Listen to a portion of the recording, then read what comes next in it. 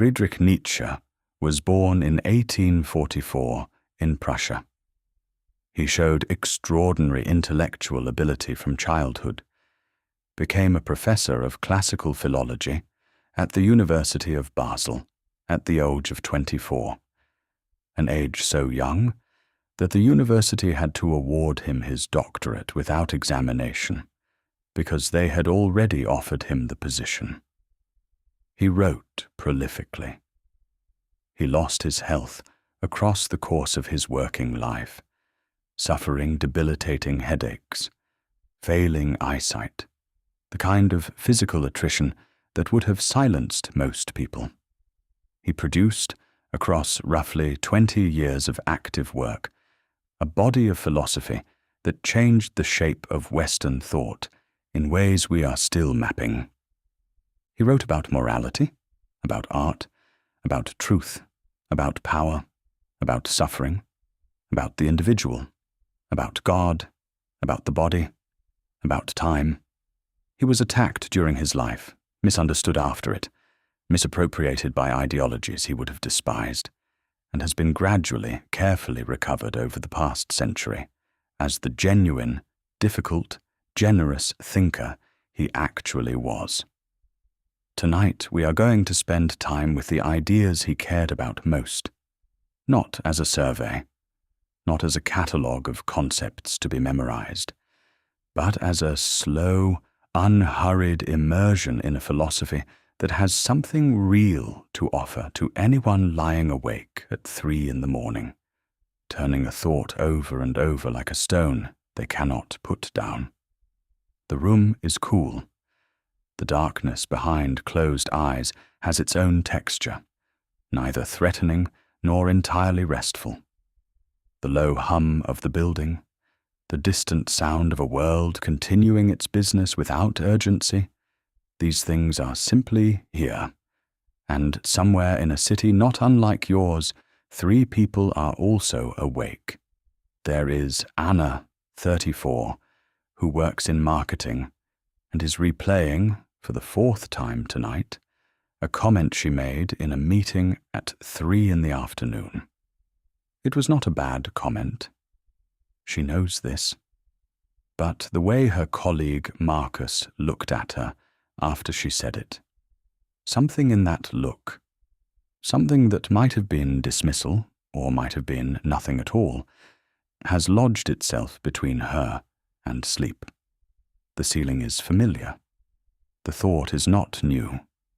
And yet here it is, again. There is Thomas, 29, who has been lying here for an hour and 20 minutes, thinking about his friend Dominic, who just got promoted, who just bought a flat, who just seems to be moving through life with a forward momentum that Thomas cannot quite locate in himself. He is not jealous, he thinks. He is simply confused. They went to the same university. They had the same approximate beginning. Something diverged, and he cannot identify what. And there is Miriam, 42, who closed her eyes 3 hours ago, and immediately found herself thinking about a relationship that ended 7 years ago, which is unreasonable, she knows. And yet the mind does not ask permission. These 3 will be with us tonight. We will return to them as the philosophy unfolds. Not to fix them, not to deliver them from their thoughts, but to allow the ideas to find their way into something recognizable, something human, rather than remaining only in the abstract. Let us begin with what the mind actually does when it cannot rest. There is a particular kind of thinking that happens in the dark. It is not analysis exactly, though it presents itself as analysis. It looks like an attempt to understand what happened, or to plan what will happen, or to solve the unsolvable equations of the social world. But if you watch it carefully, you begin to notice that it does not move forward. It circles. It returns to the same moments, the same grievances, the same comparisons, and each circuit feels like it is building toward something. But the resolution never arrives. The loop continues. Nietzsche had a name for the emotional engine that drives this kind of thinking. He called it ressentiment. The French word is deliberate. It carries more than the English resentment, though resentment is part of it. It means a specific psychological condition, a particular way of relating to one's own life and to others that Nietzsche considered one of the great sources of human suffering. Ressentiment is what happens when we cannot act on our frustrations directly. So instead we turn them inward and backward. We replay. We compare.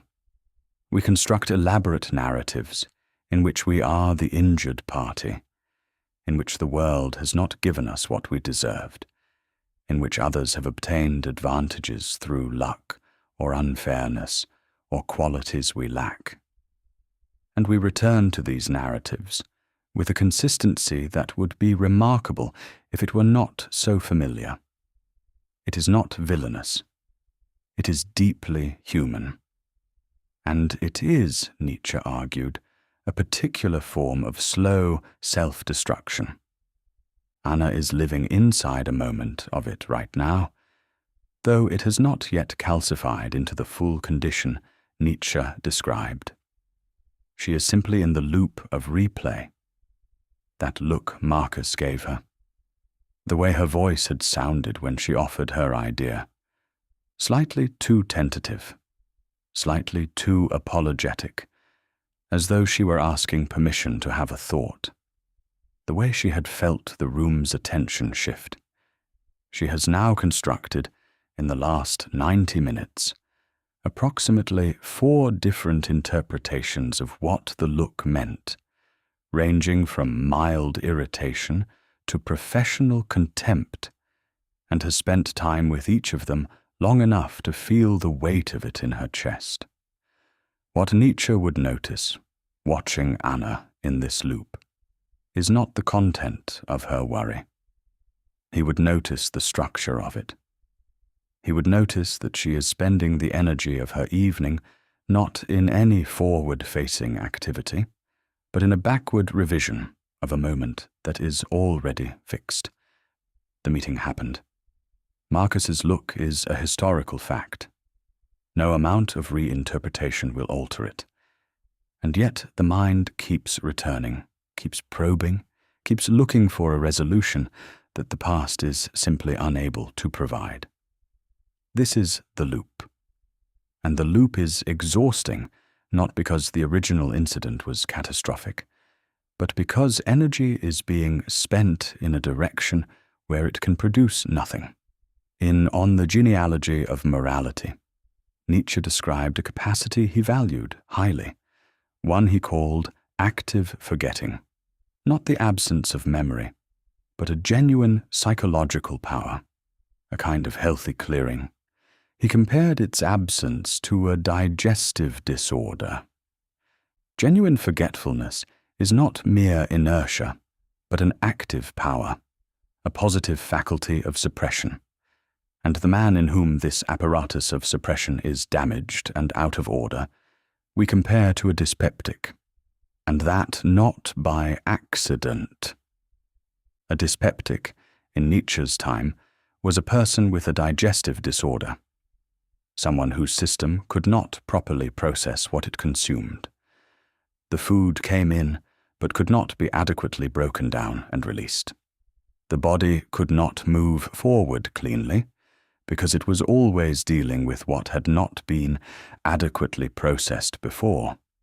Nietzsche is saying that the person who cannot actively forget, who cannot move on from grievance, from the small wounds, the ambiguous looks, the conversations that did not go well, is in an analogous condition. The experiences come in, but are not processed and released. They sit and ferment. They generate an ongoing toxic chemistry that he traced directly to the psychology of resentment. This is not a prescription for suppression. Nietzsche is not telling us to ignore our feelings or pretend difficulty did not happen. He is describing a capacity for healthy processing followed by genuine release. The mind that cannot do this is the mind that will lie awake indefinitely, replaying the meeting, excavating the look, going around and around a track that ends where it begins. Anna, in this light, is not weak for doing this. She's doing something that the human organism naturally does when it has not been given the tools to interrupt the loop. The loop is the mind's way of trying to resolve what cannot be resolved through more thinking. It believes, somewhere in its mechanism, that if it just replays the moment one more time with enough attention, something will shift. The resolution will appear. It will not appear. Not through replay. Thomas has a different version of the same structure. He is not replaying a past moment. He is engaged in comparison. Comparison is ressentiment's most common and most socially acceptable form. We compare income, status, relationship success, apparent happiness, the pace at which other people seem to be moving through the stages of life that we have been told are the milestones. Dominic has a flat now. Dominic was promoted. Thomas knows, if he is being honest with himself, that Dominic works very long hours, that Dominic's last relationship ended badly, that Dominic is, in many ways, not as content as his social media suggests. Thomas knows this, and yet the comparison operates below the level of knowing. It operates in the body, as a low-grade hum of inadequacy, as a slight drag on the forward motion of his own life. This is what Nietzsche was identifying when he wrote about the slave revolt in morality, the tendency to define oneself not by what one genuinely values or genuinely is, but by what others have that one does not. The self becomes secondary to the comparison. The actual content of one's own life becomes less vivid than the perceived content of someone else's. And Miriam, lying still and a little frustrated with herself, her version is perhaps the most intimate. The mind's insistence on returning to unresolved emotional material is not a character flaw, but it is worth asking what the return is doing. Is it processing something genuinely unresolved? Or is it a habit, a groove worn into the neural landscape by repetition, a path the mind knows and takes not because it leads anywhere, but because it is familiar? We do not have to decide which it is tonight. But Nietzsche would want us to ask the question. Let us stay a little longer with ressentiment, because it has more architecture than a first pass can reveal. Nietzsche developed the concept most fully in On the Genealogy of Morality, by tracing two fundamentally different ways human beings have historically generated their values. He called these the noble mode and the slave mode, and while the terminology carries a weight that can feel uncomfortable to modern ears, the psychological insight beneath it is both precise and genuinely useful. The noble mode of valuation, as Nietzsche described it, begins with a positive assertion. It begins from within. The person says, I am this. This is what I value. These are the things that seem good to me. The values emerge from a sense of one's own nature, one's own powers, one's own genuine preferences. Whatever the outside world does with those values, wherever it agrees or disagrees, the values themselves originate from an internal source. The slave mode of valuation works differently. It begins from outside, and specifically from a negative outside. It begins from, They are bad. Those others, those who seem stronger or luckier or more positioned, are wrong, are corrupt, are undeserving. The values emerge not from self-affirmation, but from resentment of what the other represents. The good, in this mode, is defined not as something you genuinely have or genuinely are, but as the opposite of what the resented figure represents. This is a subtle, but enormously consequential difference. In the noble mode, the other person is barely relevant.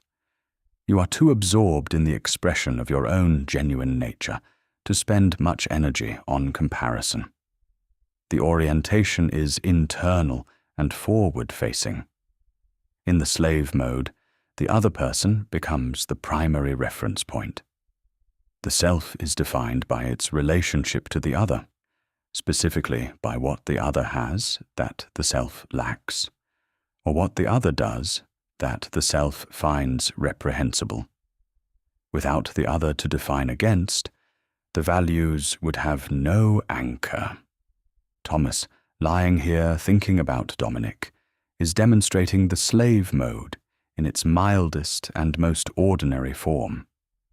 He is not constructing a narrative in which Dominic is villainous.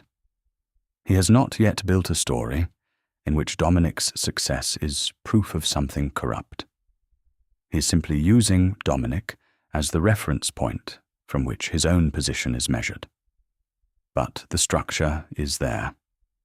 And if the pattern deepens, if the comparison becomes more entrenched, the logic will tend to move in the direction Nietzsche described, toward finding reasons why the comparison is unfair, why the other person's success is not as real as it appears, why the playing field is tilted. This is not a prediction about Thomas specifically. It is a description of the psychology of comparison when it is allowed to run unchecked. The mind, seeking to reconcile the comparison, tends to either find ways to improve its own position or find ways to diminish the other's. And since genuinely improving one's position requires the kind of difficult, honest inquiry that the comparison is actively preventing, the path of least resistance runs toward diminishment. Nietzsche was not judging the person in this position.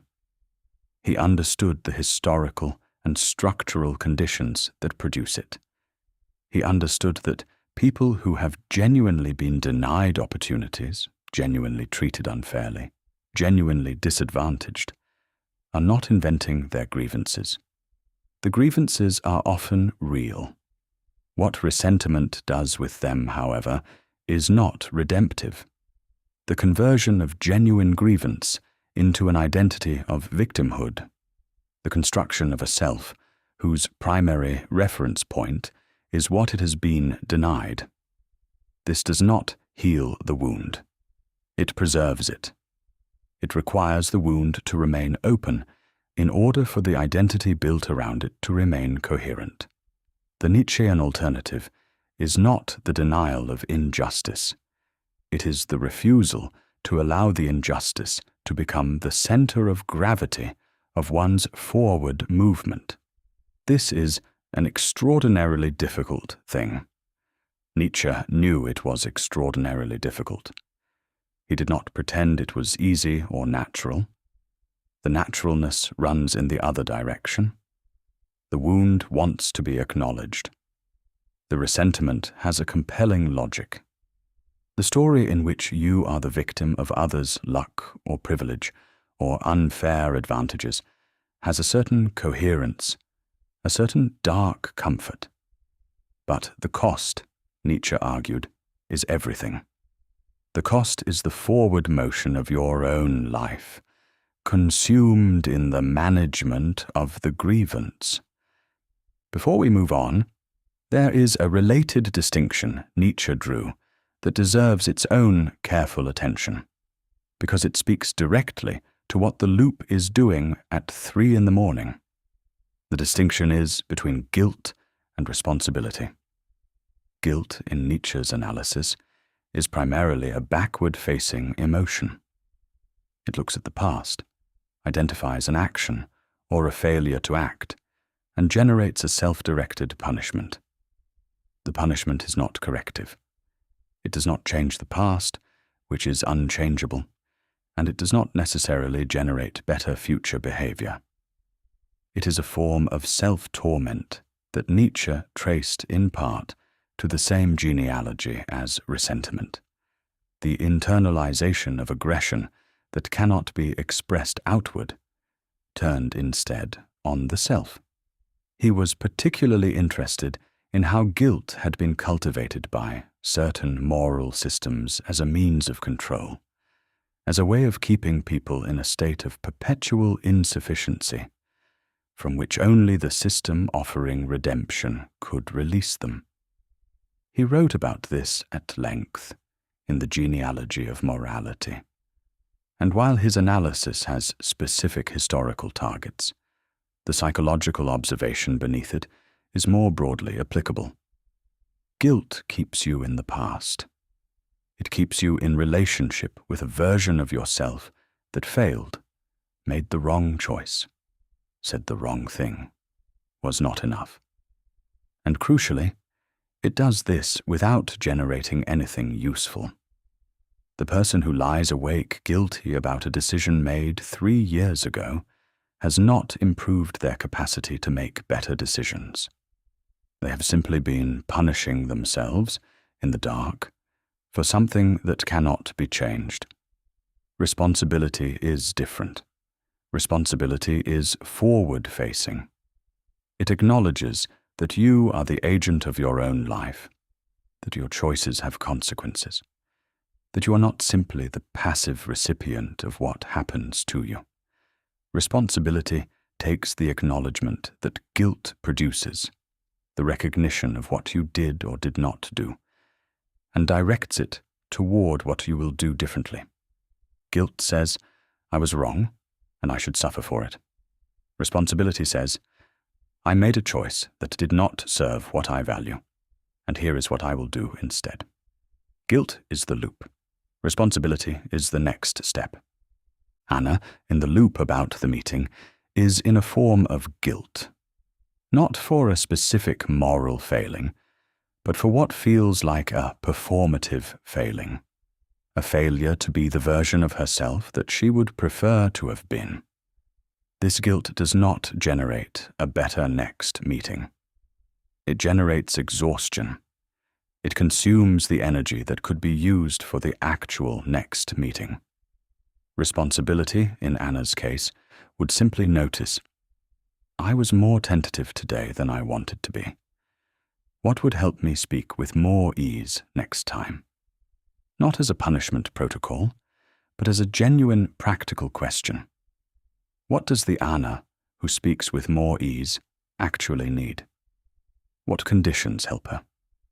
What habits of preparation or self-permission make the difference? These are small and practical and entirely achievable inquiries. They belong to the territory of responsibility, not guilt, and they are available to Anna right now, if she is willing to move from the backward-facing loop to the forward-facing question. Thomas's guilt is about time, the sense that he has wasted some portion of his 20s in not being further along than he is. This guilt is particularly unproductive because the time is gone. The years are a fact. No amount of nighttime accounting will recover them. Responsibility, for Thomas, would note, I have been spending energy on the comparison when I could have been spending it on genuine inquiry into what I actually want. I have not done the work of knowing myself well enough to know what I am building toward. These are things I can change, starting at any point. Not through dramatic gesture, not through a grand reorientation, simply through the small, patient practice of asking the right question and following the answer honestly. there is something important in how he understood the relationship between suffering and productivity. He did not think suffering was inherently meaningful. He did not think that pain was secretly instructive, or that hardship always built character. What he thought was more precise than that. Suffering that is processed and affirmed can become something generative. Suffering that is simply replayed and preserved, that is kept alive and fed and returned to, does the opposite. It shrinks the person who carries it. It keeps them oriented backward, toward what hurt them, rather than forward, toward what they are becoming. The loop, then, is not a form of processing. It is a form of preservation. The mind is keeping the wound open, not out of masochism, but because it has not found a way to close it and move on. And the Nietzschean response to this is not to close it by force, not to tell yourself the wound does not matter. The response is to find a different relationship to the experience entirely. A relationship that does not require resolution, because resolution through replay is not actually available. That different relationship is what the rest of tonight is going to explore. Nietzsche coined the phrase amor fati. It is Latin for the love of fate. It is one of his most important ideas, and one of the most frequently misunderstood. It does not mean passive acceptance. It does not mean resignation, or the cheerful shrug of someone who has given up on influencing their circumstances. It does not mean that everything that happens is secretly good, or that suffering should be welcomed without question, or that the difficult parts of your history were actually gifts in disguise. It means something more radical and more demanding than any of those things. He wrote in Exe Homo, his late philosophical autobiography, a passage that serves as perhaps the clearest statement of the idea. My formula for what is great in mankind is amor fati, not to wish for anything other than that which is, whether behind, forward, or for all eternity. Not to endure what is necessary, still less to conceal it, for all idealism is mendacity in the face of necessity, but to love it. Let that settle for a moment. Not merely to tolerate what is necessary, not merely to accept it, to love it. He is describing a posture toward one's own life that affirms it completely, not partially, not conditionally, not with the asterisk of wishing certain parts had gone differently. Wholly, including the parts you would have changed if you could, including the long winters of stagnation, including the decisions that led somewhere you did not intend to go, including tonight, with its particular weight and its particular unanswered questions. Why would a serious philosopher advocate for this? Is it not simply denial? Is it not a philosophical version of telling yourself that everything is fine when it clearly is not? Number.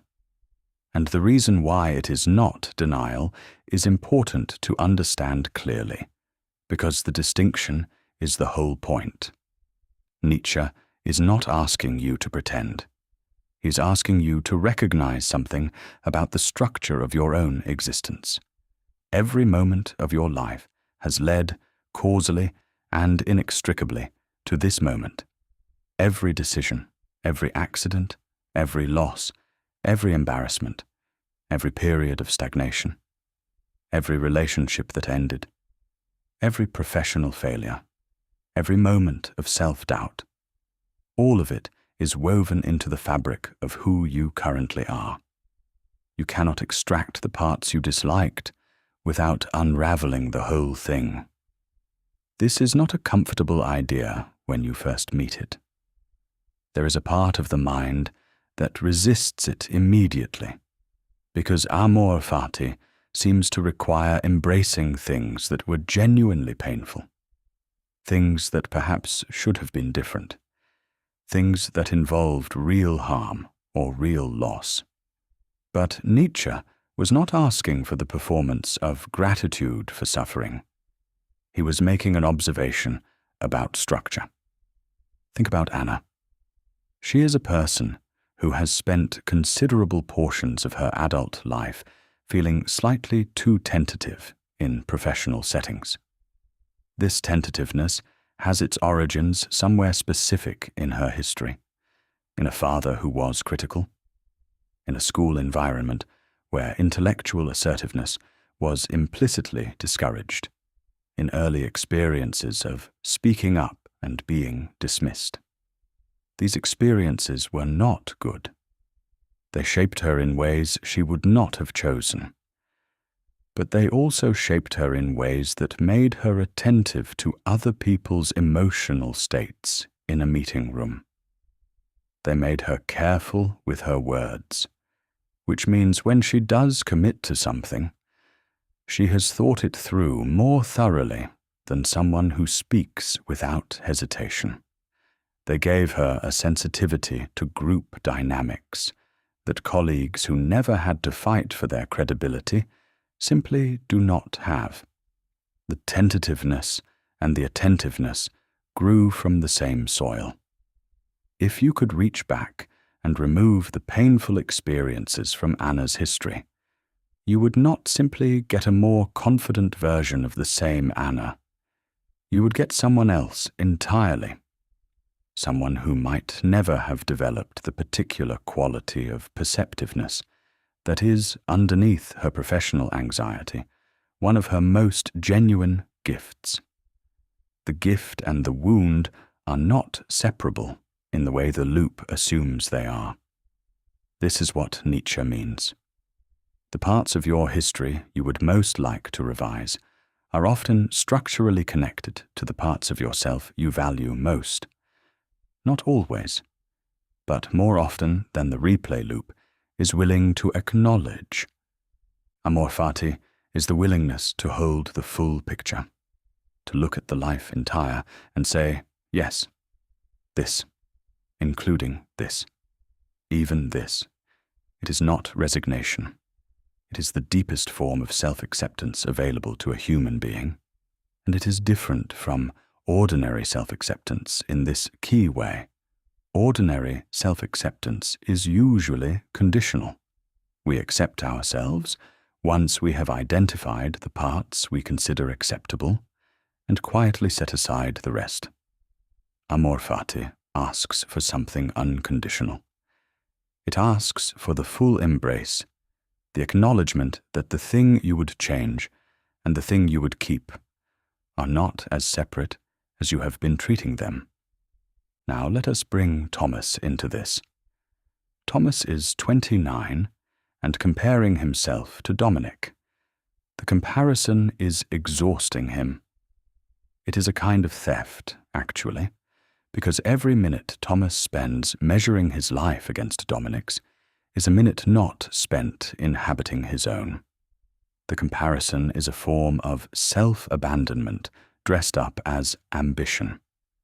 What amor fati asks of Thomas is not that he stop wanting things, not that he become contented with exactly what he currently has. It asks him to begin from his own actual life, rather than from the hypothetical life of the comparison.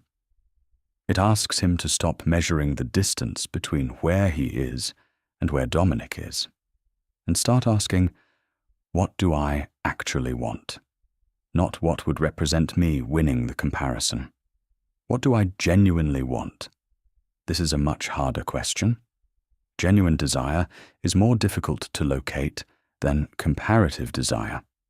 Comparative desire is ready-made. Society provides the template. Flat, promotion, relationship, salary, apparent forward momentum. Genuine desire requires knowing yourself, which requires the kind of solitude and honest attention that comparison actively prevents. Thomas cannot answer his genuine question while he is busy with Dominic's highlights.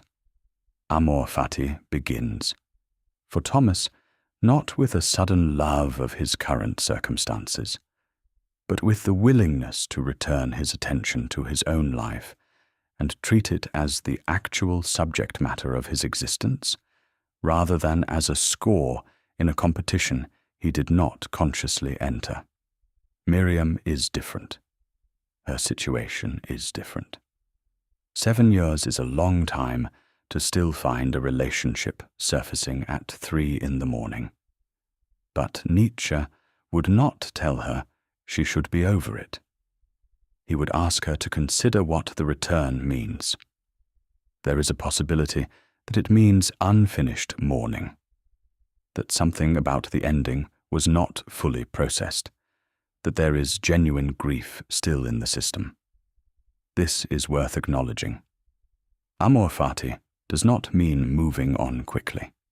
It means looking honestly at what is actually there. But there is another possibility. The possibility that the mind returns to that relationship, not because the grief is unfinished, but because the relationship, in retrospect, has become a kind of fixed point, a place in the personal timeline that, at 3 in the morning, represents a self that felt more alive, more certain, more genuinely inhabited. The return is not about the other person. It is about a version of herself that she misses. If that is the case, then Amor fati has a specific thing to offer Miriam. It offers the possibility of bringing that quality of aliveness into the present, rather than leaving it archived in the past. The version of herself that felt most real in that relationship did not belong to the relationship. It belonged to her. It is still available. It is not lost. It simply requires the same conditions: genuine attention, genuine presence, genuine investment in what is actually happening rather than what might have been. This is the movement of amor fati, not the acceptance of the past as unchangeable, which is merely factual, but the affirmation of the past as genuinely formative, as genuinely yours, as the material from which the present self is made, and the present moment is the only place from which the future can be built. Now we arrive at one of Nietzsche's most powerful and most unusual ideas. He called it the eternal recurrence of the same, and he introduced it not as a cosmological theory, not as a claim about how time actually works in the universe, but as what we might call a thought experiment of the highest order, a test, a way of measuring your relationship with your own life by asking the most demanding question he could construct. Here is how he framed it, in The Gay Science. He described a demon appearing to you in your loneliest hour and speaking these words: "This life as you now live it, and have lived it, you will have to live once more and innumerable times more. And there will be nothing new in it, but every pain and every joy and every thought and sigh and everything unutterably small or great in your life will have to return to you, all in the same succession and sequence." He then asks, would this thought crush you, or would you call it divine? Let us sit with the structure of that question before we try to answer it. This is not primarily a claim about time. Nietzsche was too careful a thinker to present a speculative cosmological assertion as a cornerstone of his philosophy. The eternal recurrence is first and foremost a diagnostic tool. It reveals your relationship with your own life by asking the most demanding possible question. If you knew with certainty that this life, exactly this life, every moment of it, every small anxiety and every forgotten afternoon, and every conversation that went wrong, and every brief stretch of genuine happiness would repeat in every detail forever, how would you feel about that? If the thought is crushing, it tells you something. It tells you that there are aspects of your life, perhaps many, that you are tolerating rather than affirming, that you are enduring things you have not found a way to love or to leave, that there is a gap between the life you are living and the life you would choose if you were being fully honest with yourself about what you want. If the thought is liberating, if there is even a small part of you that feels something like relief, or something like a quiet yes at the idea, it tells you something different.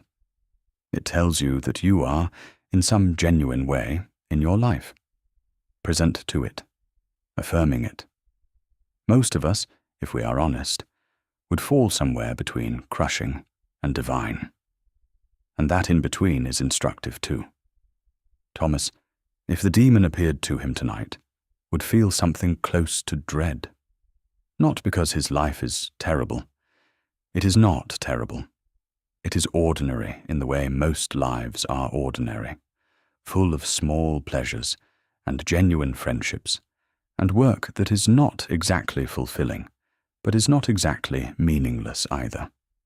But the thought of it repeating forever, exactly this, including this night, including the comparison to Dominic, including the vague sense of not quite rightness that has been following him for a year or two.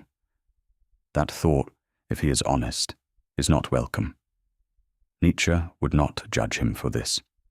He would say, "Good. Now you know something." The discomfort of the eternal recurrence is not a verdict on the quality of your character. It is data. The discomfort is pointing at something real, something that wants to be addressed, not by acquiring more of what Dominic has, but by asking the genuine question that the comparison has been covering over. The genuine question is, what kind of life would Thomas choose for the eternal recurrence? What would he actually want to keep happening forever? What aspects of his current existence, if he looked at them clearly rather than through the lens of comparison, does he actually value? This is not a small question. It is, in fact, the most important question available to him. And the eternal recurrence is the tool Nietzsche designed to make it feel urgent, to make it feel real, to prevent the easy postponement that ordinary time allows. Anna, imagining the eternal recurrence, would have a different response. She would want to change the tentativeness. She would want, in the version that repeats forever, to be someone who speaks with more ease, who trusts her own thoughts enough to voice them without the apologetic wrapper. She would not want to replay that meeting a fourth time. And this want, this specific want, is valuable information. It is not a reason for self-criticism. It is a direction. The eternal recurrence does not ask you to be satisfied with what you currently are. It asks you to be present enough with your actual life that you can feel clearly and without the noise of comparison what you genuinely want to change and what you genuinely want to keep. Miriam, surprisingly, might not find the recurrence as terrible as she expects. The relationship that ended was genuinely good while it was good. The grief of losing it was real. But there are also parts of the 7 years since, quiet parts, parts involving work she cares about, and friendships that have deepened, and a particular autumn when she went somewhere alone and felt something she cannot quite name, but which was, she thinks, close to freedom. She would not want to lose those parts. She would choose them to repeat. The recurrence, for Miriam, might reveal something she has not let herself acknowledge. That the 7 years since, measured on their own terms, rather than in comparison to the relationship that preceded them, have contained more than she has given them credit for. This is what Nietzsche intended the thought experiment to do. Not to depress or to liberate by decree, but to illuminate, to cut through the habitual narratives by asking, if this is what eternally is, if there is no escape into a better future, no revision of the past, simply this, exactly this, what does that reveal about how you are actually living? There is another dimension to the eternal recurrence that is often missed, and it is worth dwelling on. Nietzsche was deeply interested in time, and in the human relationship to time. He observed that most people live in what we might call a reactive relationship with time. The past is something that happened to them. The future is something they are waiting to see. The present is a kind of narrow corridor between the two, experienced with divided attention, always partly somewhere else. The eternal recurrence interrupts this passivity. It says the present moment is not a corridor. It is the thing itself. It is the thing that, in his model, recurs. Not the past as fixed history. Not the future as anticipated event. This moment, this breath, this texture of darkness and warmth and quiet concern that is yours right now. This is the recurrence. This is what eternally is. When Thomas is thinking about Dominic, he is not present to his own moment. He is in Dominic's projected life, a life he has constructed from partial information and comparison anxiety. And the time he spends there is time that is not spent in his own life, in his own experience, in the moment that, by the logic of the recurrence, is eternally real. This is a different kind of urgency than the urgency of getting ahead. It is the urgency of actually being here, in the life you are actually living, rather than the life you are imagining might be better. Not because the imagined better life is impossible, but because the only place you can ever build toward it is the present. And the present keeps being abandoned in favor of the comparison. Nietzsche had a complicated relationship with solitude, and he theorized it more carefully than almost any other philosopher before him. He spent much of his own life in it, not entirely by choice. He was often too ill for sustained social life, too financially constrained for the kind of company his intelligence might otherwise have given him access to, too unusual in his thinking for most people to find it easy to remain in his company for long. He was lonely in ways that were genuinely painful. He did not romanticize solitude, but he did think hard about what it means and what it offers. And he came to believe that a certain kind of solitude was not merely tolerable, but necessary for genuine self-development. He wrote, in Thus Spoke Zarathustra, "I go into solitude so as not to drink out of everybody's cistern. When I am among the many, I live as the many do, and I do not think as I really think." The cistern image is vivid and exact.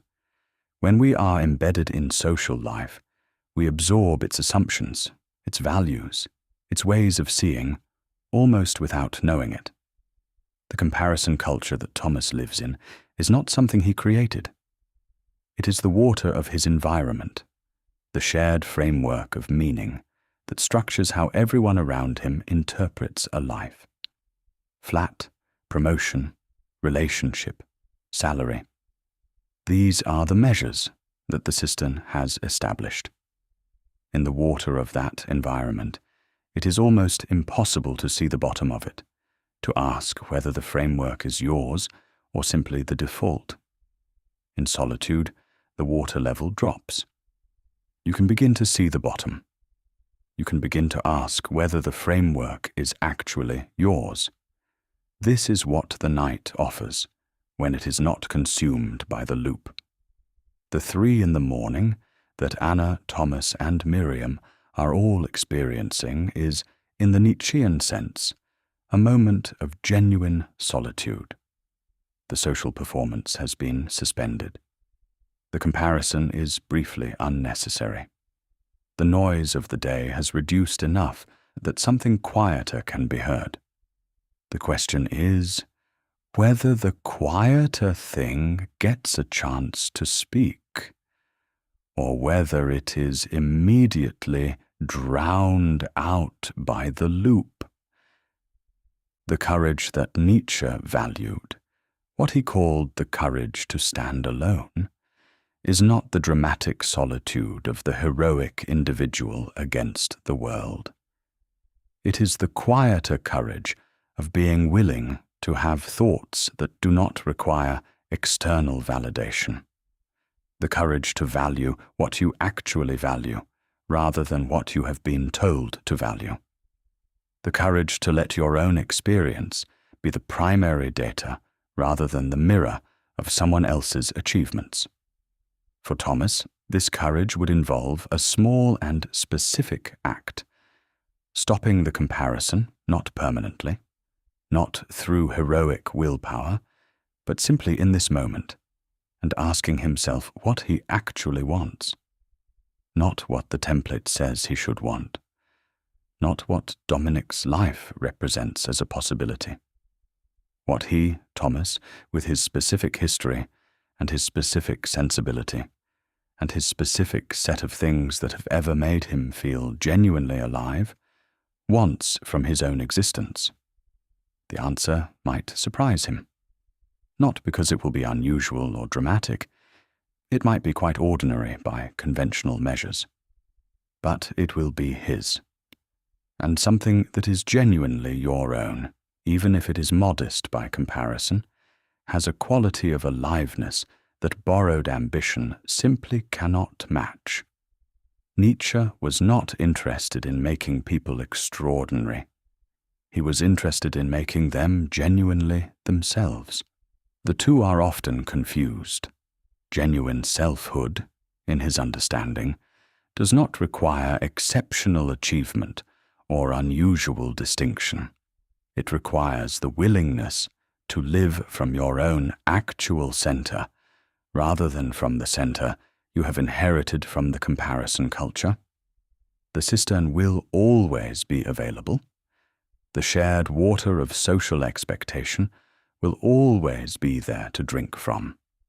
What is rarer, and what Nietzsche valued above almost anything else, is the person who has learned to recognize the difference between what they genuinely want and what they have been taught to want, and who has the courage to act from the former, even when the latter is more socially legible. There is something about the relationship between time and the eternal recurrence that deserves its own quiet attention, separate from the thought experiment itself. Nietzsche was writing in a period when the dominant model of time, in Western culture and in Western philosophy, was linear and progressive. Time moved forward. History moved forward. Human civilization was understood to be progressing, improving, moving toward some culmination. The individual life mirrored this. You were born, you developed, you achieved, and the meaning of each stage was determined by its relationship to what came before and after. Nietzsche found this model, what he called historicism in one of its forms, to be genuinely problematic. Not because progress is impossible, but because the linear model of time tends to evacuate the present moment of its own significance. If the present is always a stepping stone toward a future that will be better, then the present is permanently devalued. Its worth is always deferred. It is always only instrumentally significant for what it leads to, rather than for what it is. The eternal recurrence disrupts this evacuation. If this moment is going to recur, eternally, if it is not a stepping stone, but a thing in itself, then its quality matters in itself, not for what it produces or enables or moves toward, simply for what it is, experienced from the inside, in its own particular texture. This is the second and less often discussed gift of the eternal recurrence as a thought experiment. The first gift is diagnostic. It reveals your relationship with your life. The second gift is attentional. It asks you to be present to the moment as a thing that has its own weight, its own reality, its own sufficiency. The 3 in the morning is not a stepping stone. It is not instrumental to tomorrow. It is itself. It has its own particular quality. The weight of the blanket, the quality of the darkness, the specific texture of the thoughts that are moving through this particular mind on this particular night. All of this is real. All of this is, in the logic of the recurrence, eternally real. This does not make the 3 in the morning comfortable. It does not resolve the questions that are keeping Anna and Thomas and Miriam awake. But it does shift the relationship to the moment from one of endurance, getting through this until tomorrow comes, to one of presence. This is happening. It is real. It is part of the life that eternally recurs. And from within that presence, something different becomes possible. Not resolution, but genuine contact with what is actually here, which is always more interesting, more complex, and more generative than the loop. The will to power is perhaps Nietzsche's most misunderstood concept. It sounds like domination. It sounds like the desire to control others, to accumulate authority, to win. It has been used catastrophically and with terrible consequences to justify exactly that kind of aggression.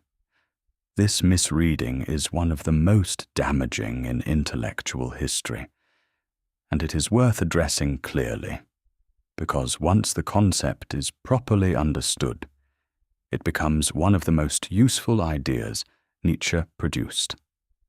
Nietzsche's will to power has almost nothing to do with power over others. It is, at its core, a description of the fundamental drive that underlies all living things. The drive toward growth, toward expansion, toward the full expression of what one is. He wrote, in Beyond Good and Evil, life itself is will to power. Self-preservation is only one of the indirect and most frequent results. Life itself is will to power, not survival, not safety, not the accumulation of resources. The drive is not toward maintenance, but toward growth. Self-preservation is a byproduct, not the primary aim. What the organism actually wants, at its most fundamental level, is to become more fully itself. What this means in practical terms is that the will to power is not the desire to dominate your environment. It is the desire to grow beyond your current self, not compared to others, beyond your own previous limits. A child learning to walk is expressing will to power, not because the child wants to be better than other children, but because the organism has an inherent drive toward the next stage of its own development. The frustration of falling is not a deterrent. It is absorbed into the process because the drive is genuine and forward-facing. An artist working on something difficult, something at the edge of their current ability, where the gap between what they can currently do and what they are attempting is genuinely uncomfortable. That discomfort is not a sign they should stop. It is, for Nietzsche, the sign they are in genuine relationship with their own will to power. They are trying to become more than they currently are. Thomas, in this light, is not lacking will to power. He has it. That restlessness, that low-grade dissatisfaction, that sense of not quite rightness that has been following him for a year or two. This is will to power working. It is the organism registering that something in the current configuration is not an expression of its full potential. The problem is not the energy. The problem is its direction. Thomas has directed this energy outward, into comparison rather than inward, into genuine self-overcoming. The energy of the will to power, which could be driving him toward actual growth in a direction that is genuinely his, is instead being dissipated in the measurement of himself against Dominic's life. A measurement that tells him nothing useful about what he should actually be doing. Will to power is not competitive. That is the crucial point. It is intrinsic. It is about what you are becoming relative to what you were, not relative to what someone else currently is. Nietzsche used the term self-overcoming to describe what the will to power, properly directed, produces. Self-overcoming is not self-criticism. It is not the condemnation of who you currently are. It is the ongoing movement from your current self toward a fuller expression of your actual capacities. Not the capacities you think you should have. The ones you genuinely have. For Anna, the will to power has a specific application. The tentativeness in meetings, the apologetic quality of her voice when she offers an idea. These are places where her will to power has been partially blocked by early experiences that taught her to suppress her own assertiveness. The energy is there. The intelligence is there. The thoughts are there. What is interfering with their full expression is a learned pattern, a strategy that was adaptive at some point in her history, and has since become a habit that outlived its usefulness. The recovery of will to power, for Anna, is not the acquisition of aggressive confidence.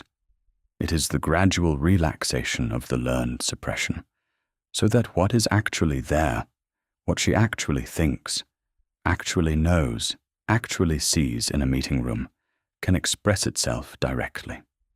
This is not a 5-step program. It is a slow normalization, a quiet practice of trusting her own perceptions enough to voice them without the apologetic wrapper. And for Miriam, the will to power has been doing something that she may not have fully acknowledged. After the relationship ended 7 years ago, something in her gradually withdrew, not from all of life. She kept working, kept building friendships, kept moving forward in most of the dimensions of her existence. But in one dimension, the dimension of intimate connection, something retreated. There were a few attempts in the years after, none of which lasted, and then a gradual closing, a narrowing of what she allowed herself to want. The will to power, in Nietzsche's understanding, does not approve of this kind of retreat. Not morally, not prescriptively, but phenomenologically. The drive toward full expression does not stop wanting what it wants simply because it has been hurt. the energy does not dissolve. It goes somewhere else, or it turns inward, or it finds its expression in the 3 a.m. return to a relationship that at least felt like genuine aliveness. Nietzsche would not tell Miriam what to do, but he would recognize in her nighttime returns a form of the will to power still doing its work, still pointing at something, still insisting that this dimension of experience has not been adequately attended to. The will to power is not a demand for heroism. It is not asking Thomas to transform his career overnight, or Anna to speak with sudden unshakable confidence, or Miriam to immediately reopen herself to risk. It is simply a description of what is already there, what has always been there, the quiet, persistent drive of a living organism toward its own full expression.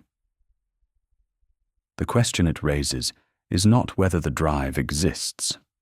It is whether you are working with it or against it.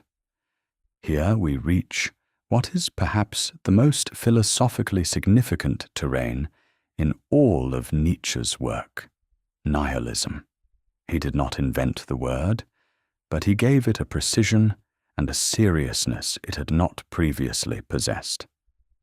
And he was the first Western philosopher to engage with what he called the problem of nihilism, not as an abstract theoretical concern, but as the defining psychological and spiritual challenge of the modern world. His statement that God is dead is frequently misunderstood. It was not triumphalism. Nietzsche was not celebrating the collapse of religious faith. He was diagnosing it, and his diagnosis carried genuine grief. The death of God, in his analysis, referred to the collapse of the transcendent framework that had, for centuries, given human life its apparent meaning, its moral structure, its sense of purpose. Whether or not you are religious, you live in a culture shaped by this collapse. The sense that meaning is something you construct rather than something you inherit. The anxiety about whether your choices are really right or simply relative. The feeling that there is no final judge of how well you are doing. The absence of guaranteed significance. These are the psychological conditions that Nietzsche called nihilism, and he saw them as the most pressing existential challenge of his century, which has proven to be also the challenge of the century after his and this one. He identified 2 responses to nihilism, which he called passive and active. Passive nihilism is the response of someone who has recognized that the old sources of meaning no longer hold, and has concluded from this that nothing means anything. It is a kind of exhausted resignation. The person who has stopped caring about their work because they cannot find a reason why it should matter. The person who has retreated from relationships because intimacy seems too risky and too temporary to be worth the investment. The person who goes through the motions of a life without genuinely inhabiting it, because inhabiting it would require committing to something, and commitment requires meaning, and meaning is what they have lost. This is not a caricature. Most people have visited this territory. Some live in it for extended periods. It has a particular quality at 3 a.m. The feeling that the concerns that kept you awake are actually not worth the energy, but in a way that brings no relief. Only a grey flatness. Active nihilism is Nietzsche's alternative. Active nihilism begins from the same recognition. The old sources of external meaning have collapsed. There is no cosmic guarantee, no transcendent authority handing out significance, no final judge who will confirm that you lived correctly. All of this is still true. But active nihilism does not conclude from this that nothing matters. It concludes from this that meaning is something you create, that the absence of external guarantee is not the absence of meaning. It is the freedom, the terrifying and genuinely exhilarating freedom to generate meaning from within rather than receiving it from outside. This is what Nietzsche called the revaluation of all values, not the replacement of old values with new arbitrary ones, but the willingness to examine what you actually value, honestly, without the inherited framework, and to take responsibility for those values, to own them, to build a life that expresses them regardless of whether any external authority confirms them. He wrote, in The Gay Science, a passage that captures the stakes of this choice. The secret for harvesting from existence, the greatest fruitfulness and the greatest enjoyment is to live dangerously. Living dangerously, in this context, does not mean physical risk. It does not mean recklessness or self-destruction. It means the willingness to face your own genuine questions honestly, without the protection of the loop, without the distraction of the comparison, without the anesthesia of passive nihilism.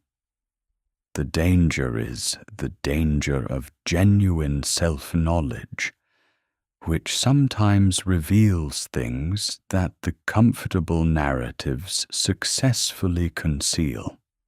But the harvest, as he says, is the greatest available from existence.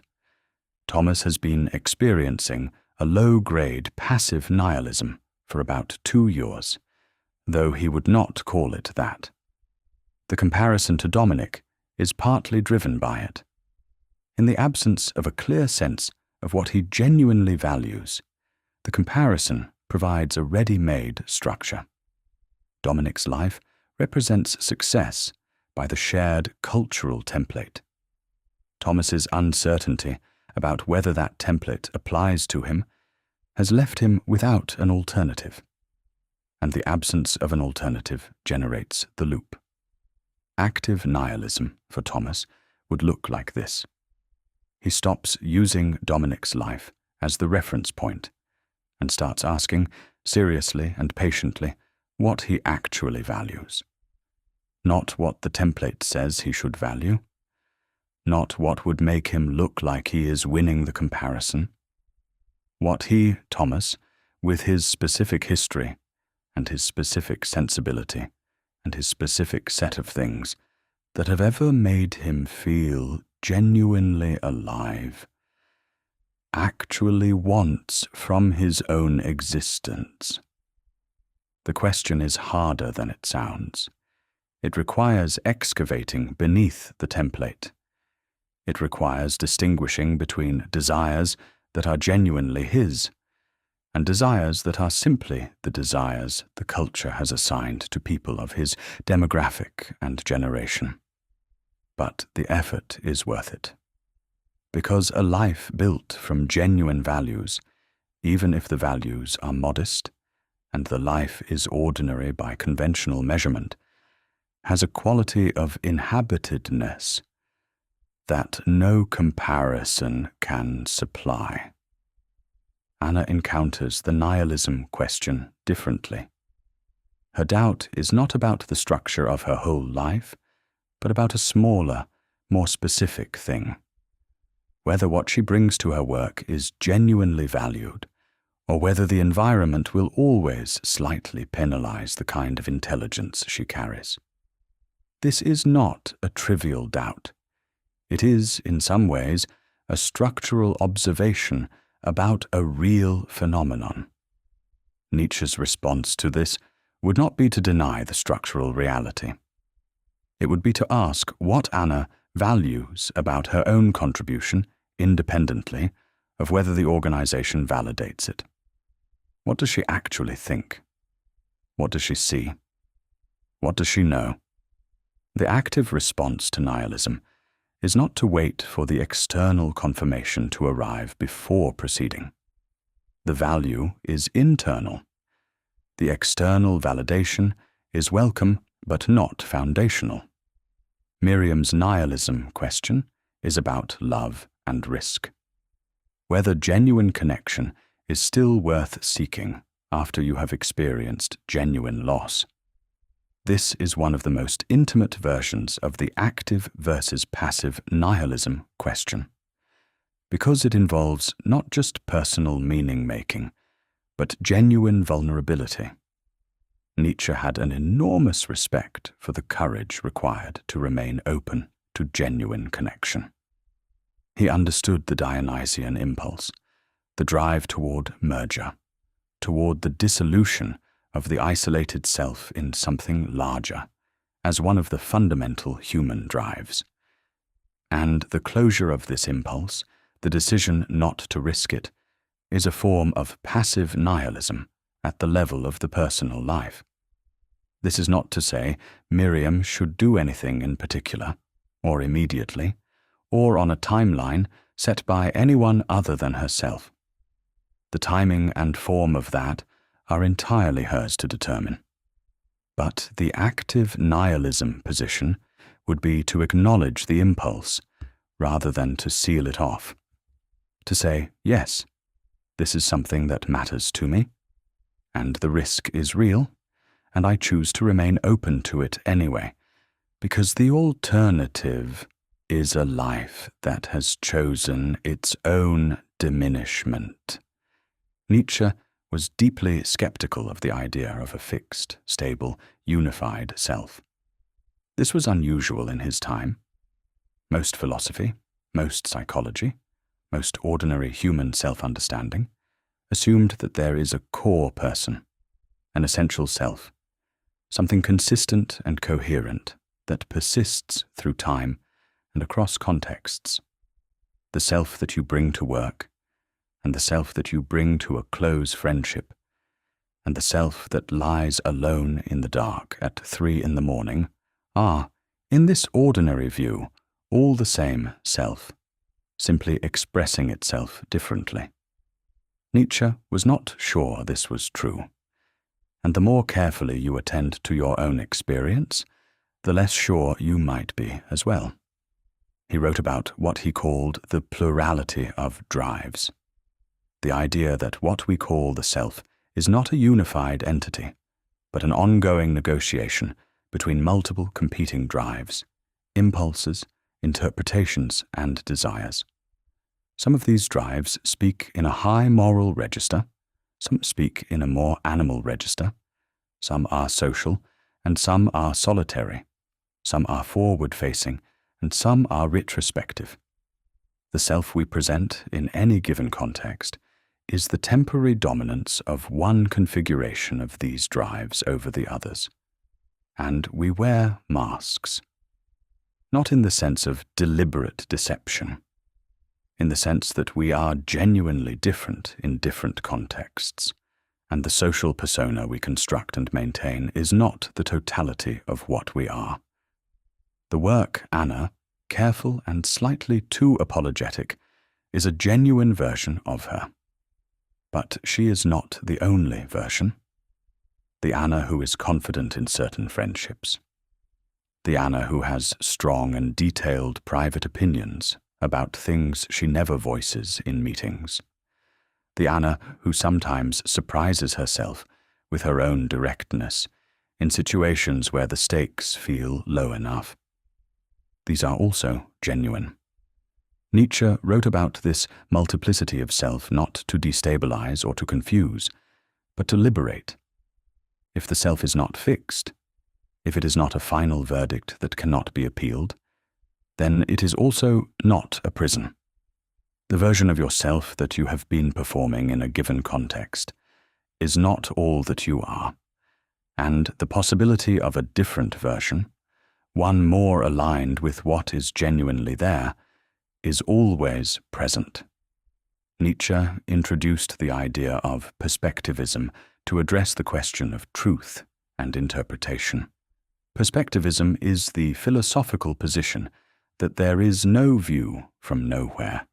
Every observation, every judgment, every piece of knowledge is a view from somewhere, from a specific subject with a specific history and specific interests and a specific location in time and culture. What you see depends on where you are looking from. He wrote in his notebooks a line that captures the position with unusual directness. Facts is precisely what there is not, only interpretations. This is often cited as though it were a statement of radical relativism, as though Nietzsche were saying that nothing is true and everything is equally valid. This is not what he meant. He meant that what we call facts are already interpretations.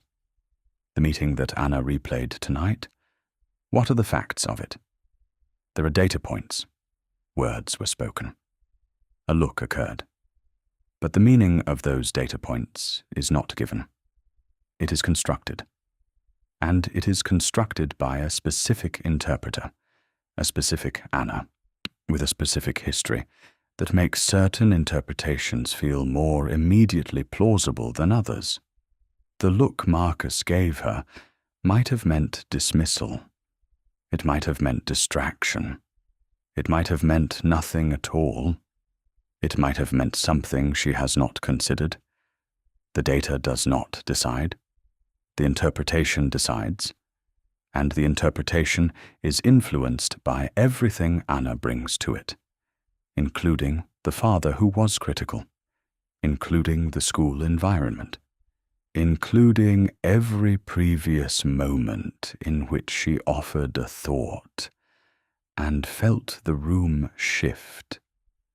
Perspectivism does not mean you can simply choose to interpret things however makes you feel best.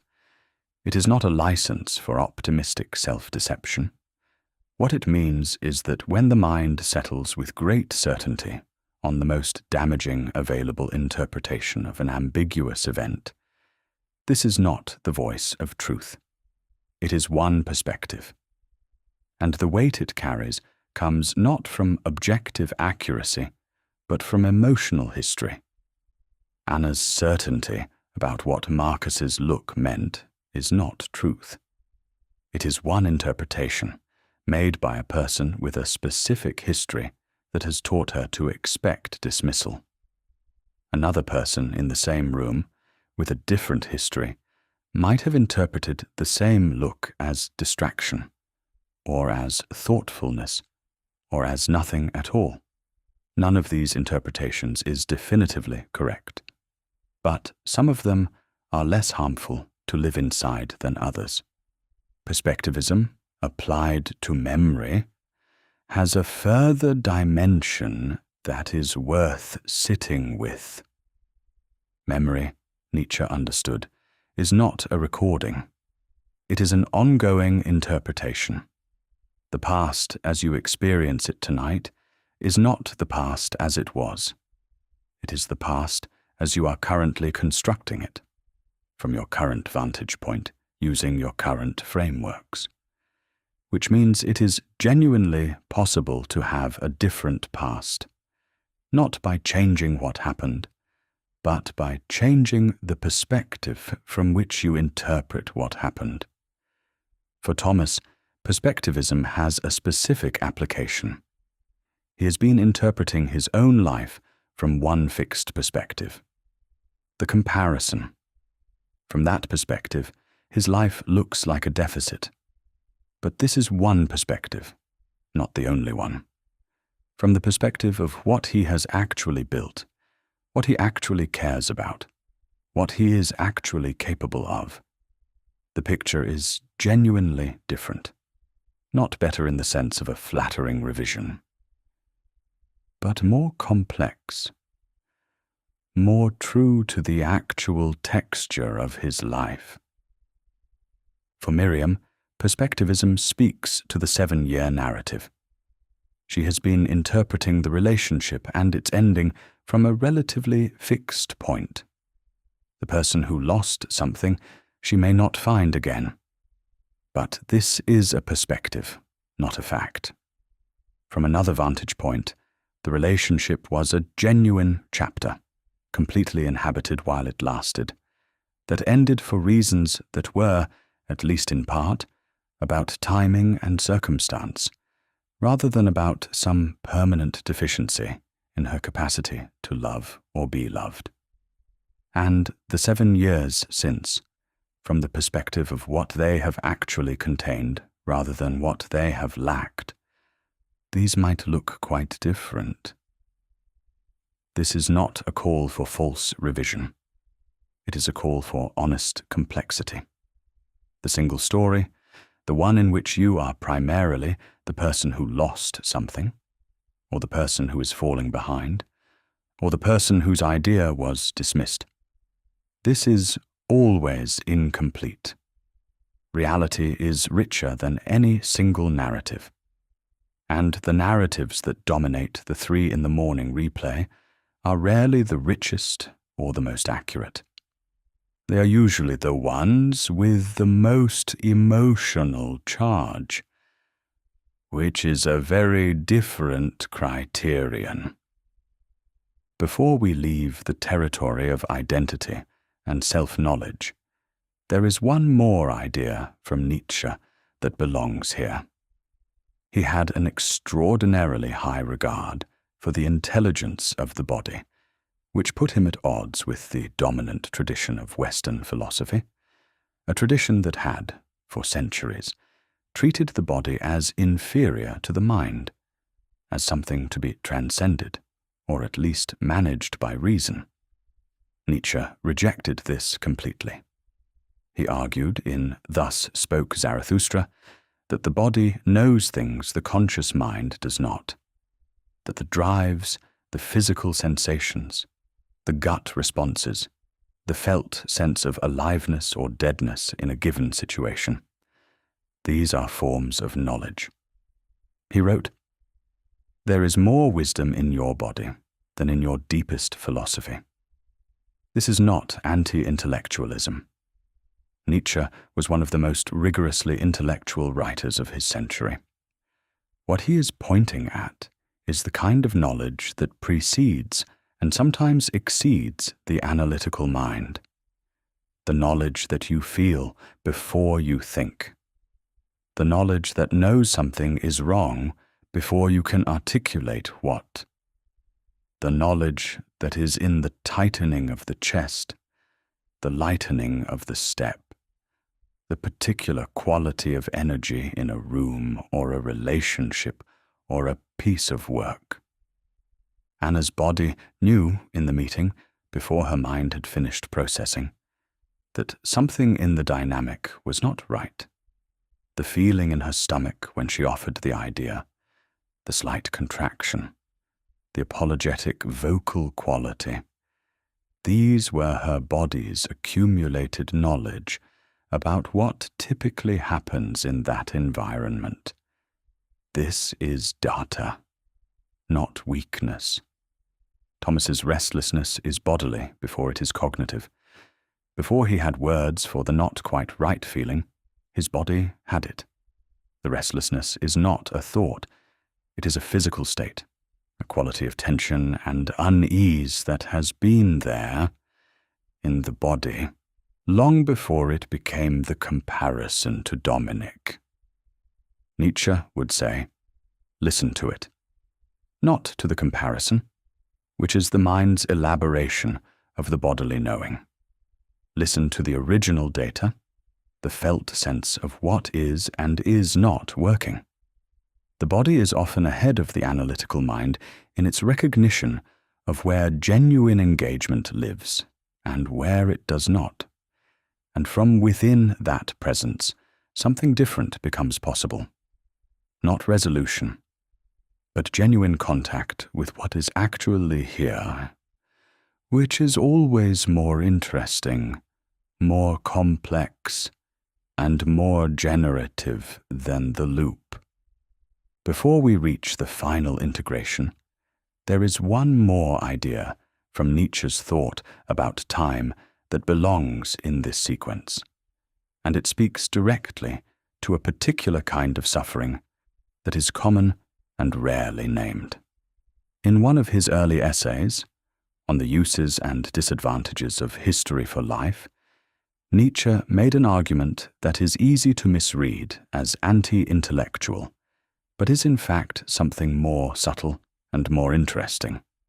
He argued that there is such a thing as too much history, that the person who is so saturated with their own past, so preoccupied with what has come before, so formed by the weight of accumulated experience and memory, can become incapable of genuine action or genuine creation in the present.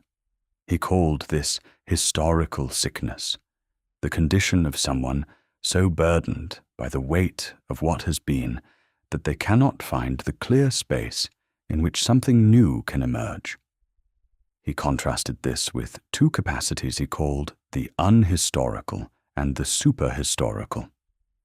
The unhistorical is the capacity to forget, temporarily and strategically, the weight of the past, to act within a limited horizon, to be present to the current moment without the constant pressure of accumulated context. The artist in the act of making, the athlete in the moment of performance, the child at play. None of these are thinking about all the times before. They are simply here, in the thing that is happening.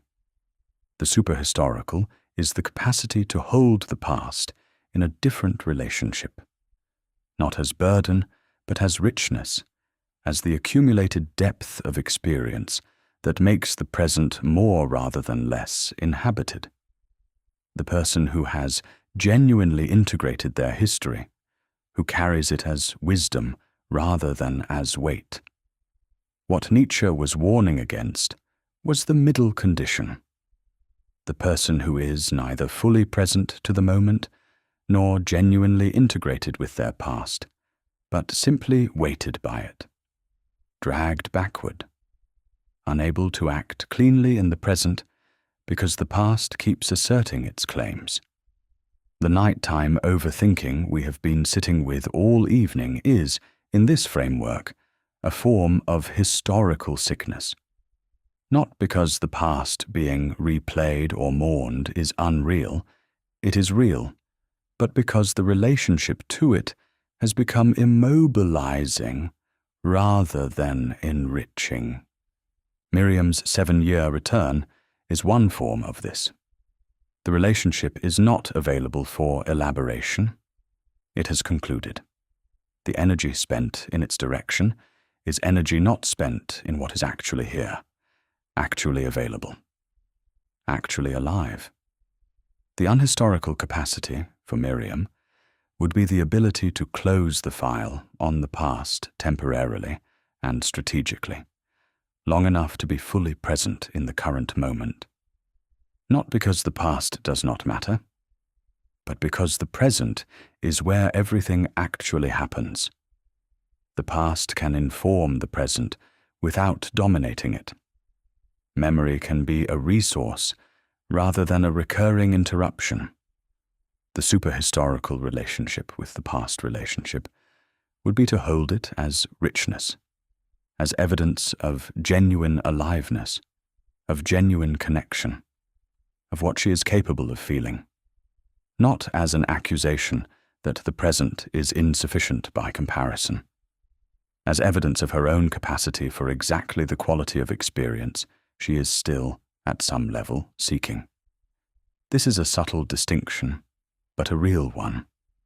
The past as burden and the past as resource are very different things to live inside, and the difference is largely determined by the quality of attention you bring to it, whether you are using the past to understand yourself and enrich your forward movement, or using it to punish yourself and hold the present at a distance.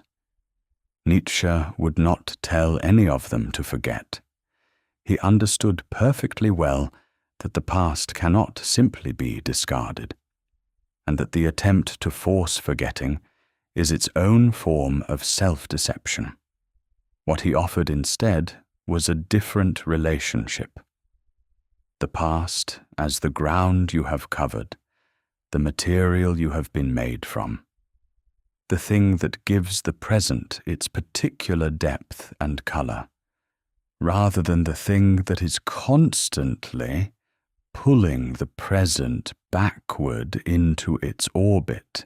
Before we return to Anna, Thomas, and Miriam, and watch what has shifted, there is one concept from Nietzsche that is so frequently misrepresented that it deserves direct attention, because once it is properly understood, it becomes one of the most useful ideas in his entire body of work.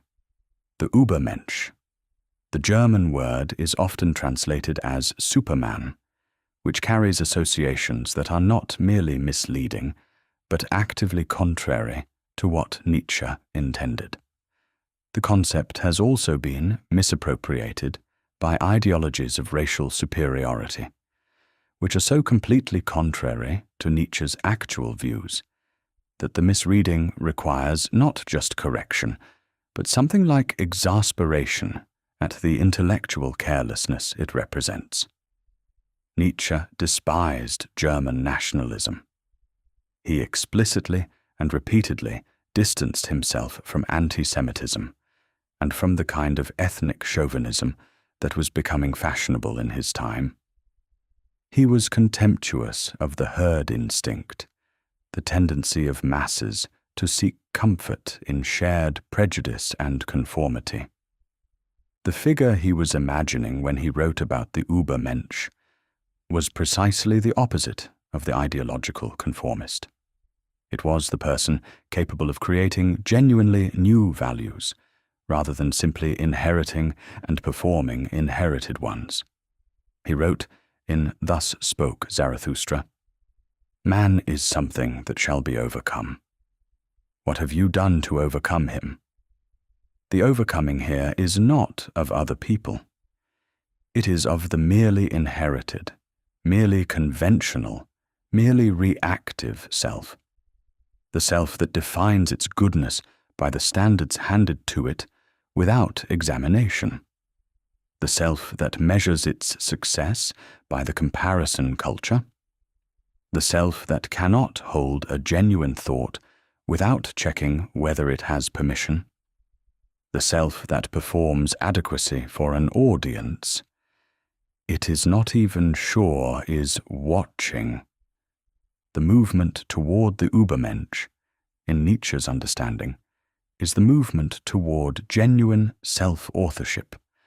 And genuine self-authorship begins not with the grand gesture or the dramatic reinvention, but with the small, persistent, difficult practice of asking your own questions rather than answering other people's, of identifying what you actually value rather than what you have been told to value, of building your life gradually and imperfectly from the inside rather than from the outside. Thomas, if he stopped the Dominic comparison and genuinely inquired into what he values, what he finds meaningful, what kind of work gives him the quality of aliveness that Nietzsche associated with genuine expression of will to power, Thomas would be beginning the movement Nietzsche described, not becoming a superman, becoming gradually and imperfectly more himself. Anna, if she spoke from her actual thought in the next meeting, without the apologetic wrapper, without the hedging that says to the room, "I know this might not be right, and I am already bracing for dismissal," Anna would be enacting, in a small meeting room moment, exactly the kind of self-overcoming Nietzsche valued. Not heroic, not dramatic. Simply the movement from performed to genuine, from the mask to the face. The Übermensch is available in small increments. It is not a destination, but a direction. And the direction is always the same, toward what is genuinely yours, rather than what is borrowed, expected, or inherited. Let us return briefly to the question of masks, because there is more in it that deserves attention. Nietzsche wrote about the necessity of masks with a nuance that is easy to miss. He did not simply condemn social performance. He understood that some degree of masking is inevitable, is perhaps even necessary, is part of the way complex social creatures navigate the world. The work self, the social self, the self that knows how to be in a room, with people who have different needs and expectations. These are not simply false. They are genuine in their own way. What Nietzsche was alert to was the moment when the mask becomes the face, when the performance becomes so habitual, so completely identified with, that the person behind it is no longer accessible even to themselves. When the work Anna has been performing for so many years has displaced the Anna who exists beneath it.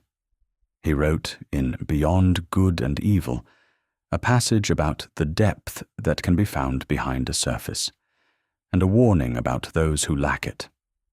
Everything deep loves the mask. Even the profoundest mind has its masks, and often it is the will of its heart to have a mask. This is a subtle idea.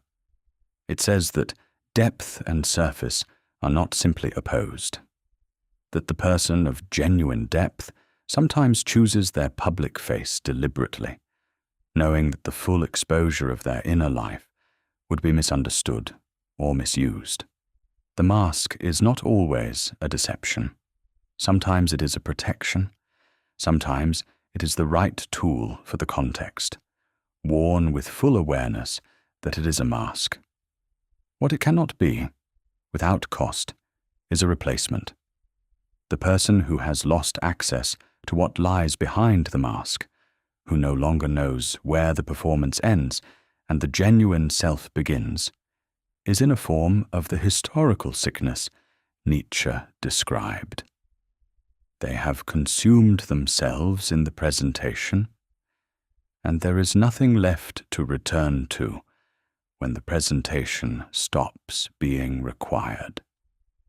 Anna, in the dark, without the meeting room, and without Marcus, and without the performance of professional competence and social acceptability. This is a moment when the mask is off, when the genuine self is available for consultation. The question she is lying here with, the question of what the look meant, what she said wrong, how she should have said it. This question has a surface version and a deeper version. The surface version is about Marcus's opinion. The deeper version is about her own. What does she actually think? What does she actually know? What would she say if she were speaking not to a room full of people with opinions about her, but to herself, with full permission? The answer to that question is available. It has been available all evening. It has been obscured by the loop, but it has not gone anywhere. Let us return to Anna, Thomas, and Miriam, and let us look at what has shifted. Not dramatically. Nothing dramatic has happened. No revelations have descended. The problems they came into this night carrying are still, in a technical sense, unresolved. Anna still does not know what Marcus meant by that look. Thomas still has not found the direction that has been eluding him. Miriam has not decided anything about the question of love and risk, but something in the quality of how they hold these things has changed, or at least has become available to change. Anna is still awake, but the loop has slowed.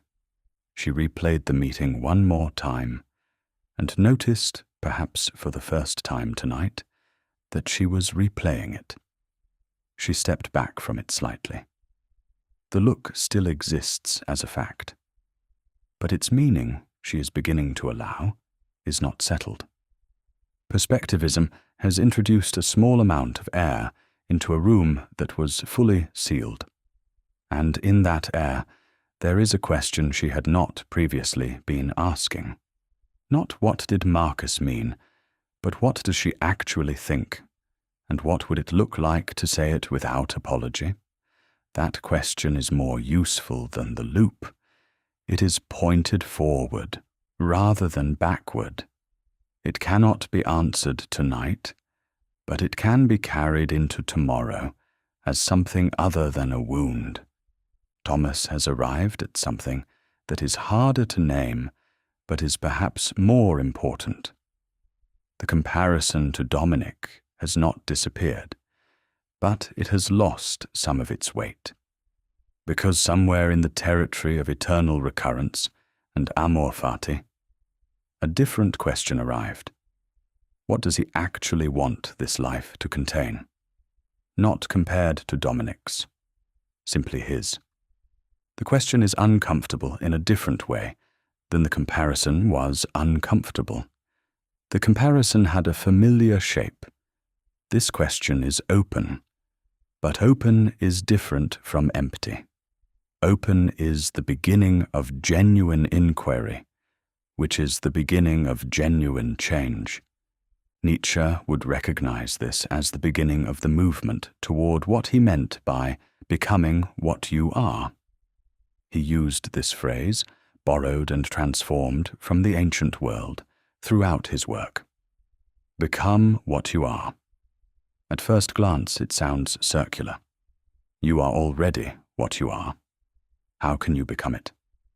But the phrase contains something real. It is a description of the experience of genuine self-development, the process by which the self that you are in potentiality, in tendency, in deep inclination, gradually becomes the self that you actually inhabit.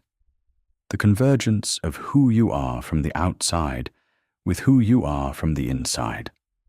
The closing of the gap between the social performance and the genuine person underneath it. This process is not fast. It cannot be forced. It does not respond well to urgency. It is, in many ways, more like the growth of a tree than the construction of a building. A tree does not know it is becoming a tree. It simply responds to what it is, to the particular information encoded in its nature, and over time, without drama, without a plan, it becomes more fully itself. Thomas is, tonight, at the very beginning of this. The question he has found is the seed. What happens next depends on how seriously he takes it. Miriam is the one who might be closest to something like rest, because what the philosophy has offered her, if she is willing to receive it, is not a resolution of the 7-year question, but a slight shift in how she holds it. The past relationship was genuinely good. The grief of losing it was genuine, and the 7 years since have also been genuinely, complexly, imperfectly alive. The amor fati question is not, should I have felt differently about the loss? It is, can I hold the full picture? Can I include the loss and the years that followed, the work and the friendships, and the autumn she remembers, all of it, in a single honest act of affirmation? Not tonight, necessarily. Not fully. But in the direction of this. As a practice. As a way of gradually turning toward her own existence, with something more like love than she has been managing. There is one more idea that belongs in this closing movement, and it is an idea about change. Nietzsche borrowed the figure of Dionysus, the Greek god of wine and ecstasy and transformation, to describe a necessary human capacity. The ability to dissolve what is no longer working, to allow the established structure to fall apart in order for something new to emerge. He contrasted this with the Apollonian impulse, the drive toward order, beauty, form, clarity. Apollonian energy is not bad. It is necessary. The self needs structure. Life needs form.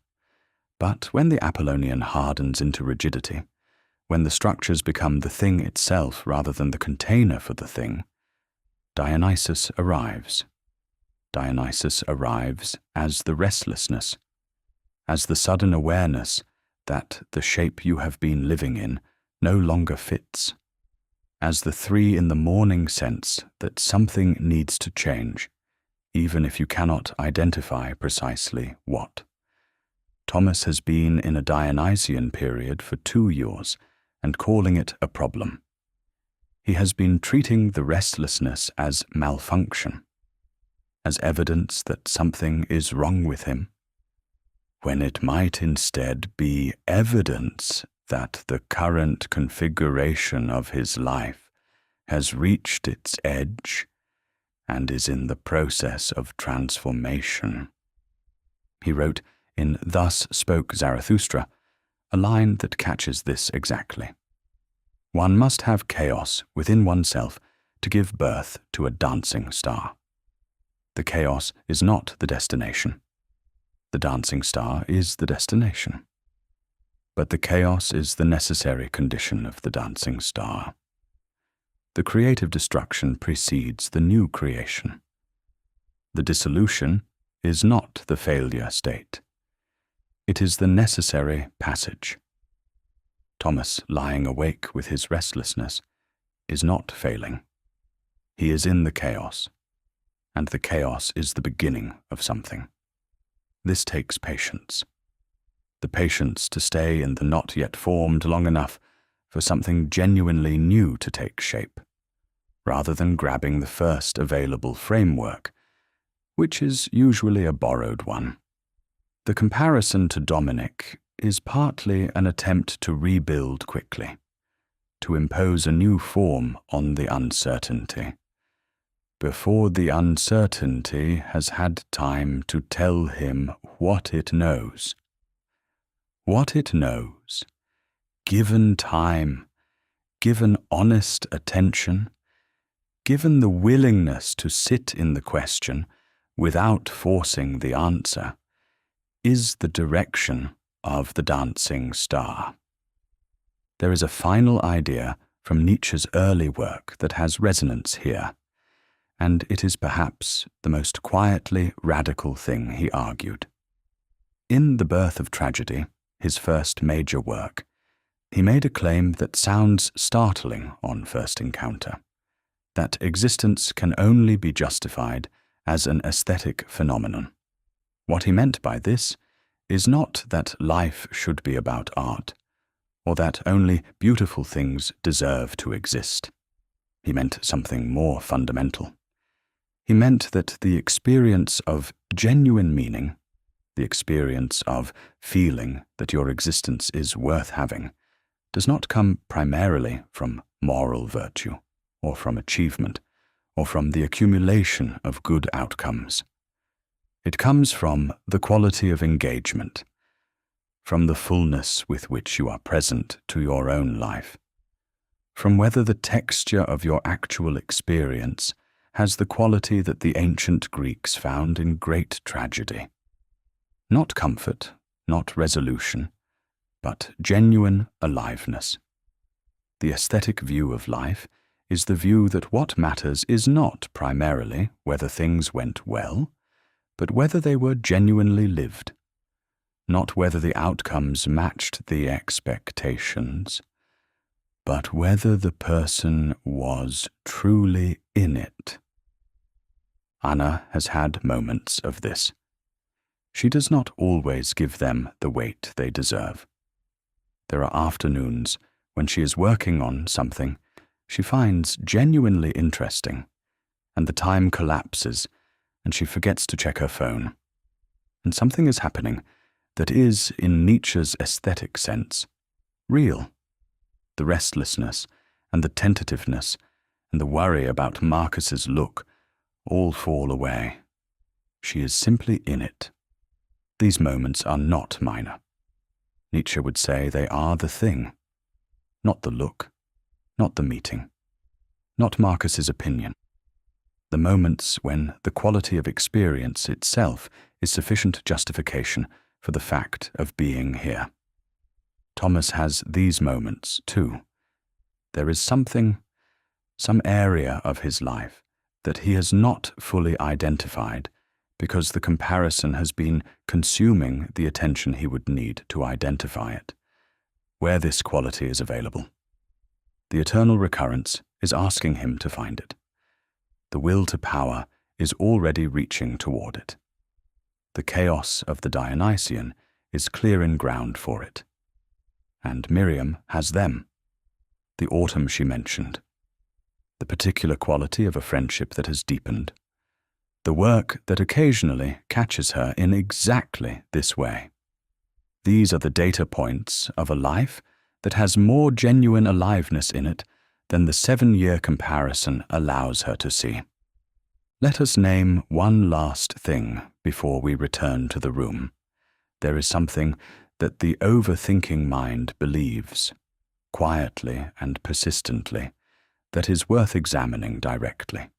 It believes that there is a state of resolution ahead, a condition of settled certainty, a point in the future where the questions that currently occupy the 3 in the morning hours will have been answered, where the career will have clarified, where the relationships will have found their proper form, where the self will have become stable and complete. Nietzsche had very little patience for this belief. He called it the illusion of final arrival. He observed that the structure of human desiring is not satisfied by achievement. The person who believes they will feel permanently resolved once they have the promotion, the relationship, the flat, the sense of purpose. This person is systematically mistaken about the nature of their own experience. The arrival, when it comes, generates a brief period of satisfaction followed by the emergence of new incompleteness. Not because something is wrong with the person, because this is the nature of a living organism. Life does not arrive. Life moves. It is continuous becoming, not states of achieved being. Thomas, when he has the promotion Dominic has, will not feel the way he imagines he will feel. This is not pessimism. It is the plain observation that the comparison, once satisfied, simply shifts to the next available measurement. The relief is temporary. The drive continues, which means the quality of the process is the quality of the life, not the quality of the destinations reached, but the quality of being present to each moment of the movement toward them. Not the arrival, but the traveling. Not the answer, but the seriousness with which the question is held. This is a different kind of urgency than the urgency of getting ahead. It is the urgency of actually being here. The philosophy has been moving through this room for a while now. Not with force, not with the urgency of a lecture. Simply present, the way air is present, altering the atmosphere slightly without announcing that it has done so. Let us return one last time to the room itself. The blanket is still here. It has not changed its quality of weight or warmth. The darkness has not altered. Whatever sounds the room contains, the slight hum of the building, the distant suggestion of traffic or wind, or the quiet machinery of night, these continue at their own pace, indifferent to the thinking that has been happening. The breath has been doing its work this whole time, quietly, without intervention, without asking anything of you, in and out, the body continuing its functions, the organism persisting. Nietzsche believed that genuine understanding does not arrive in a single act of comprehension. It accumulates. It works itself into the structure of perception over time, the way light changes the quality of a room not through any single moment, but through the sustained, unspectacular act of simply being present. The ideas we have moved through tonight, amor fati, eternal recurrence, will to power, active nihilism, perspectivism, creative destruction, the aesthetic life. These are not positions to be adopted through a single act of will. They are ways of seeing that become more available with practice, with return, with the slow accumulation of attention. You do not need to have understood everything tonight. You do not need to have arrived anywhere in particular. There is a passage from Nietzsche's late autobiography, Ecce Homo, written in the last year of his productive life, that is worth carrying into these final moments. He was looking back at everything he had built and written and thought, and he put it this way: I want to learn more and more to see as beautiful what is necessary in things. Then I shall be one of those who make things beautiful. Amor fati. Let that be my love henceforth. Let that be my love henceforth. It is a commitment made not in a moment of achieved peace, but as a direction of travel. Not I have arrived at the love of fate, but I want to learn more and more to see as beautiful what is necessary. This is the practice, not the destination. The things that are necessary in your life include tonight, include the replayed meeting and the comparison to Dominic and the 7-year return, and all the small, ordinary incompleteness of being human and awake and thinking. Nietzsche would not ask you to pretend these things are simple or painless or fully resolved. He would ask you to consider whether you can, gradually, and in the direction of more rather than less, find something in them that is genuinely yours, genuinely part of the form your specific existence is taking. Nothing needs to be solved tonight. This is not a concession or a defeat. It is simply a true thing. The understanding that wants to be reached, that is slowly being reached, does not arrive through forcing. It arrives through the patient, unhurried attention that the night makes possible, when the loop is allowed to slow. Anna will speak differently in the next meeting. Not dramatically differently, slightly more fully herself. The shift will probably not be visible to anyone except her, but it will be real. Thomas will ask himself, at some point in the coming days or weeks, a question he has been avoiding. Not how do I catch up with Dominic, but what do I actually want? And the asking will be the beginning of something, even if the answer takes time to arrive. Miriam will carry, into whatever tomorrow holds, a slightly different relationship with the 7 years that have passed. Not repaired, exactly, but more honestly seen, more fully held. The eternal hourglass turns again. This moment, this specific night, with its specific questions, is part of what eternally recurs.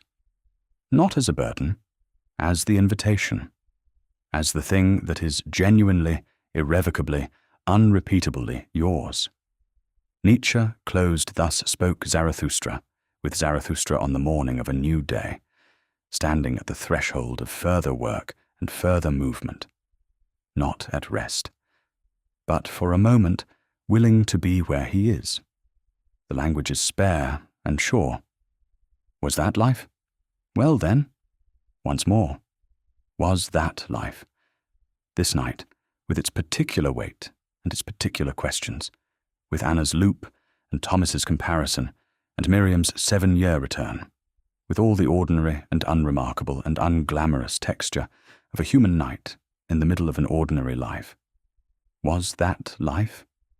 Well then, once more, rest now, if rest will come. The ideas will still be here in the morning. They are patient. They do not demand to be understood all at once. They have waited 150 years to find their way into this room, and they are willing to wait a little longer while you sleep. And if sleep does not come, if the mind continues its quiet movement through the dark, then let it move through these territories. Not urgently, not with the pressure of needing to arrive somewhere, simply as a companion to the night, simply as the thinking of a person who is, in their own way, still becoming. That is all any of us is. Still becoming. The breath continues. The room holds. Nothing more is required.